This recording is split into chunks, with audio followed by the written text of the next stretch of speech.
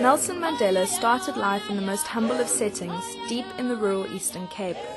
Given the birth name of Rolihlahla, which translates as troublemaker, it seems his turbulent future was unconsciously predicted. I am an African with an open heart and a rainbow-colored skin, and I fit in. Although his simple beginnings bear little resemblance to the infamy that became his journey through life, Mandela recognizes these are the roots that bind him to his identity as an African, and he has never forgotten the important role his childhood played in shaping him as a person.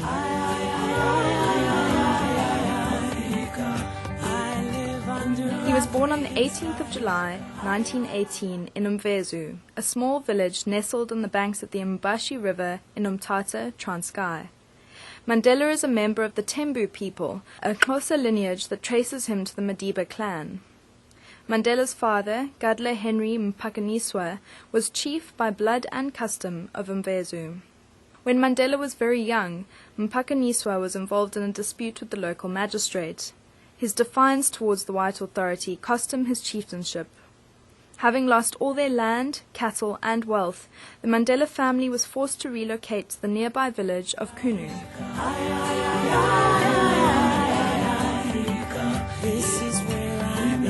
This is where Mandela spent his boyhood, learning the nuances of his culture and rural life. By the age of 5, he was a herd boy, looking after sheep and cattle. His free time was spent swimming, fishing, stick fighting, and playing with his friends out in the open veld. One favorite game was to slide down the many large smooth rocks dotting the hills of Qunu. The largest of these rocks, known as the sliding stone, bears a well-worn path, testament to the great entertainment it served to the local youth.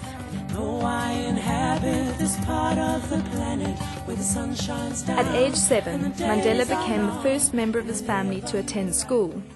It was here that Mandela was assigned his Western name of Nelson. When Mandela's father died 2 years later, he was handed into the guardianship of the acting regent of the Tembu people, Chief Jongitaba, and left his home in Qunu. Despite leaving the area so early on, Mandela has spoken of these years in Qunu with great fondness, saying it was here that a love of the veld and the simple beauty of nature was entrenched. Testament to Mandela's great affection for this area is the retirement home he built in Qunu upon his release from prison in 1990. He still travels from his Houghton, Johannesburg home to stay here.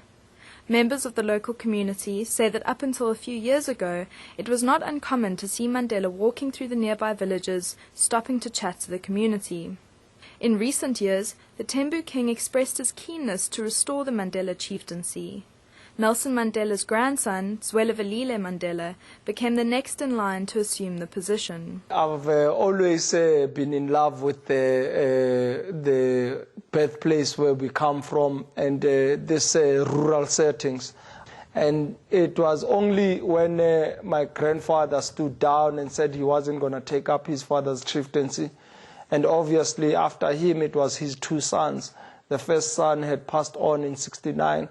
And with my father's passing in 2005, it left me now as the only successor to the chieftaincy. I believe with my grandfather's journey and with his imprisonment, a lot of those traditions and cultures have been eroded within the family. And for me, I'm just a hand that is trying to extend and subscribe to those traditions that gave the values and principles my grandfather has today. After becoming chief in 2007, Zwelivelile moved back to the original Mandela family homestead in Mvezo. He has set about reinstating the family legacy in the area, rebuilding the homestead, including the hut in which Nelson Mandela was born. Zwelivelile, though very young to be a leader of this stature, takes part in all matters of Mvezo community life, from teaching the local soccer team to settling disputes. The Mandela legacy now continues to live on, in the place where it all began.